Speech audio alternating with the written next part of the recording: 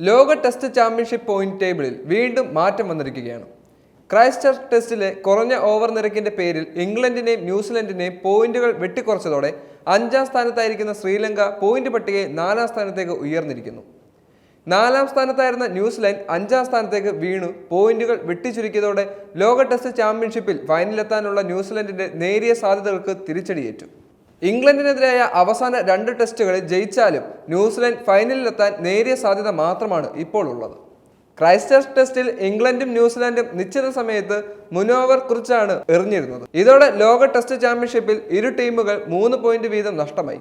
ഇതോടെ New Zealand 47.92 point ശതമാനവുമായി 5ാം സ്ഥാനത്തേക്ക് വീണപ്പോൾ ഇംഗ്ലണ്ട് 42.50 പോയിന്റ് ശതമാനവുമായി 6ാം സ്ഥാനത്ത് തുടരുന്നു. 61.11 ശതമാനവുമായി ഇന്ത്യയാണ് ഒന്നാമത്. ഓസ്ട്രേലിയക്കെതിരെ വെള്ളിയാഴ്ച തുടങ്ങുന്ന പെർത്ത് ടെസ്റ്റ് ജയിച്ചാൽ ഇന്ത്യക്ക് ഫൈനൽ സാധ്യത കൂട്ടാം.